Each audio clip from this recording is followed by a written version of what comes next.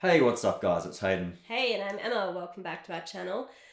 If you've just seen Tenet and are extremely confused by what you've just viewed, join the club. We don't know what we just watched. We saw this last night. We've had a whole day to process this movie. And I don't think we've got anywhere with the plot or the storyline. No. And I'm the one that usually follows the movies. Yeah, so, if he can't follow, I got no hope. Yeah, I was watching it and going, yeah, Emma's not going to have a chance. She's a goner. Look, this is going to be a spoiler-free review. I don't know if we could say spoilers even if we wanted to. No, even if we wanted to. Now this is our very first movie back in the cinemas. Good to get back.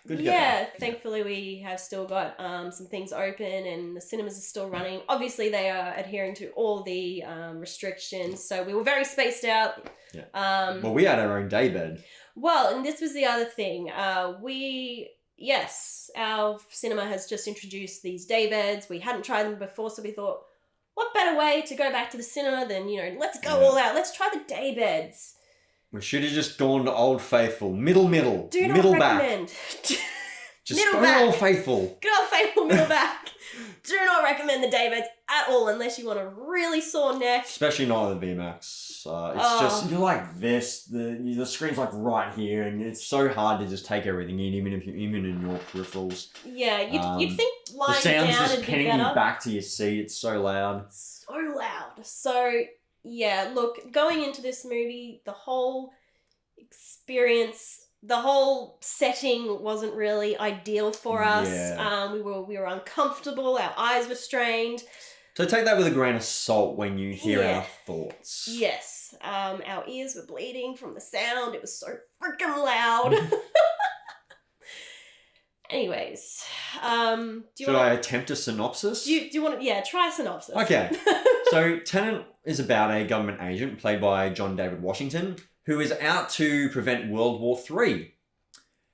And that's about as much as I got from it. And the rest of it's a mystery to me. Very scientific. It deals with a lot of scientific theory and crazy scientific theory, based around changing the way that objects and people travel through time. So instead of making them go forward through time, they're making them travel backwards through time and then interacting with the present. It's it was so weird. And I just couldn't grasp it. I just couldn't understand it. And I think I just struggled to follow it right from the get-go. I was playing catch-up right from the get-go, and I couldn't really catch up with the concept. I think this is definitely going to be a film that people are going to need to see multiple times to get their head around it. Very similar to Interstellar. Interstellar, quickly, we love Christopher Nolan. We absolutely... Interstellar, top 10 films of all time. Adored that movie. And his Batman trilogy. But Interstellar was, it's right up there for the movies for us. So we were going into this going, yeah, we're going to love this. This is right up our alley. Love what he does. And the thing with Interstellar was, yeah, it had this kind of time travel, all this scientific stuff behind it that's really cool, but obviously quite confusing for just the average day person. I think when I showed it to my dad, he was a bit confused. Yeah. He was like, what? Look, but after a few views of this of Interstellar, you kind of get your head around it. And the thing is, it's got a storyline. Even if you don't get the whole scientific stuff, there's a storyline that you can follow. Yeah. And you've got characters that you can follow their relationships and you care about them. And you care about what happens to them. The thing with Tenet, no. No. It didn't have any of that. Oh, well, yeah, the story was hard to follow. The scientific concepts were hard to follow. The characters weren't really fleshed out, and so you didn't really care about the characters. There was no heart in the characters. And yeah, I don't know. I just didn't enjoy it as much as I thought I would. Yeah. So, and when you're not following a film, it is hard to enjoy. Like, your brain's just hurting that much, and, we're constantly leaning over to each other going, have you caught on to what's happening yet? Who is this person? What are they doing? Like, and when I'm confused, and I learn that he's confused, well, that makes me feel a lot better. Because that's just an average day for me to be confused. Yeah, that's just another day in the office. But when he doesn't get a movie, then I'm like, okay, well, something's got to give here, you know? Yeah. And I think it didn't help too that I think the sound mix was a bit off. Yeah. And I thought it might have just been our position in the cinema or the cinema itself, the sound coming through the speakers. But then I read a few other reviews and watched a few other reviews on YouTube, and I learned I wasn't the only one. There was a bunch of other people that had this same experience with the mix. Like, there was a scene on a boat pretty early on, right? Where you've got like the waves crashing against the boat. You've got like the ocean sounds. And then you've got the dialogue trying to cut through that, and it just doesn't. You're hearing like this ocean and the waves crash, and the dialogue almost sounds like a whisper, and it's very hard to pick up what they're trying to say. And in a movie that I think would have quite a lot of expositional dialogue, you're trying to explain itself, when you're not picking up on the dialogue, that just adds to that confusion. So I think the mix, just needed a little bit of work. I feel like it just hadn't been EQ'd right, because generally what you want to do is you want to EQ the dialogue up at a certain frequency, and then the kind of like the background sounds or the music down at the same frequency to make the dialogue just cut through. And I just felt like it wasn't being mixed properly, hadn't been EQ'd properly. I just think that just added to that overall confusion, because when you take that and not being able to pick up on the dialogue, and then a story and a concept that's already difficult to understand, it's almost impossible to pick up on it. Yeah. But look, despite these negatives, there were some really cool things about the movie. Some fantastic action, some really well choreographed stunt work in terms of, the car chases, but the fight scenes as well. Like, the choreography in these stunts was top notch.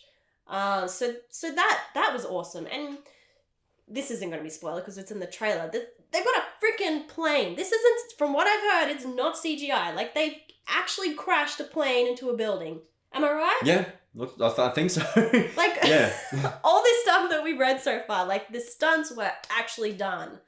That's pretty impressive. So on a technical level, when it came down to the action, the stunts, and the effects, all of that was so well done. That was really impressive. And I do have a lot of respect for Tenet for doing that, and for Christopher Nolan to be able to pull it off.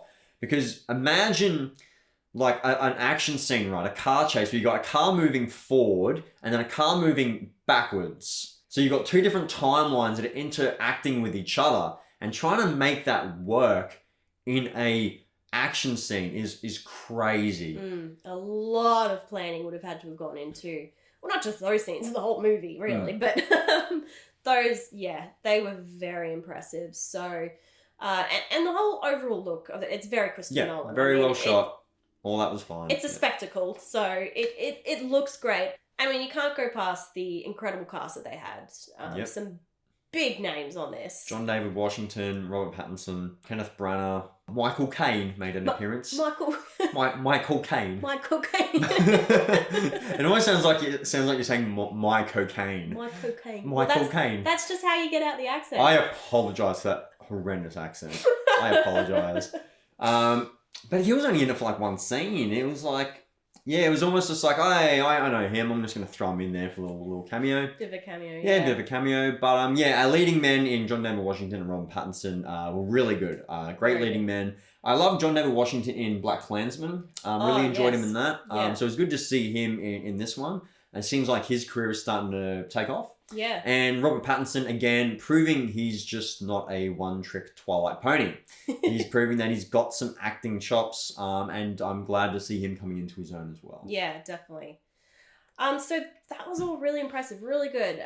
So there are definitely some positives in this movie. And I think, while I can't say I overly enjoyed the movie, I don't want to totally write it off, because I think once I've understood the concept, and after seeing, I do think we need to see it again and again and again to understand it, then maybe we'll have appreciation and we will probably enjoy it, because there are a lot of elements to love in it. it's hard on the first watch to fully love it when you're so lost. Yeah, I think so. I think it definitely deserves another view. I don't want to say I hate it. I don't want to say it's a bad movie, because I don't think it is a bad movie. I just don't think we understood it.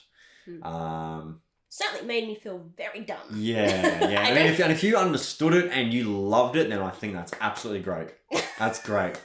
Well done. Congratulations. You need a badge or a gold star or something. I understood Tenet.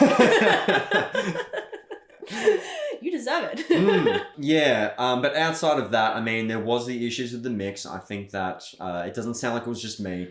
There was also a slight little issue with the editing in one scene. It was a scene where John David Washington's character and Robert Pattinson's character, I think they're in like the back of the truck on their way to like another mission. And it seemed like it was jumping forward in time constantly. And it was like a character was here and then they were asleep over there and then they're here. And it was very jumpy. And I definitely picked up on the cuts and the editing in that one. The rest of the editing was fine throughout the movie. It was well illustrated throughout. It was just that one scene that, I definitely noticed it. The mix. And also, the lack of characterization, the lack of character development. The characters were just a bit two-dimensional. They just lacked heart. We just didn't care about the characters. Yeah. And when you don't care about the characters, the stakes aren't as great, right? Yeah. And I feel like the stakes should have been high for this one because they're trying to prevent World War III. And I didn't feel that. I didn't feel like this world was on the brink of this war or on the brink of this extinction. I didn't feel that. And I didn't care if the characters did die. As bad as that sounds. Like, they were just agents. That was the extent of their development. And I think, that is probably another reason why I didn't enjoy it as much. I like to connect with characters. Yeah. I think that's why I loved Interstellar so much, because great character development, great characters, a lot of heart. Watching their relationships in the movie, and you've got him going to space and leaving his family behind. Like, all that stuff's like so heartbreaking. And I love that about it. And this just lacked that. Yeah. It just lacked that. Outside of that, when it comes to the action, the effects, all of that stuff, very impressive. Very impressive. Definitely. If you're a Nolan fan, this is going to be up your alley, right? It's got those Nolan trademarks that you expect. I just think. I think he's really trying to push himself on those scientific theories and push the boundaries on that and do some new stuff and find new ways to tell a story. And I get that and I respect that, but you've got to be careful you don't lose your audience, because the audience is the most important thing. If your audience isn't following, then you've kind of failed as a storyteller in a way. I don't want to sound too harsh in that regard. I don't want to say he's a bad storyteller, because again, if you got it, fantastic. But I mean, if your audience isn't following the story and you're telling a story, then you haven't done your job. And maybe it's just not our kind of movie. Maybe we're not the audience for it, and that's absolutely fine. Maybe we're not intelligent enough for this kind of movie. And look, I'm not a massive fan of like the spy thrillers, the spy movies anyway. So maybe it just wasn't my kind of movie. But after seeing the trailer, it did look like something we would... It was Nolan. Like, you could have just said, Nolan's making a movie, and I'll be like... I'm there. Take my money. Yeah. Take my money. And look, I don't regret paying the ticket fees. I don't mind, Definitely an experience. We've got to do a review. Yeah.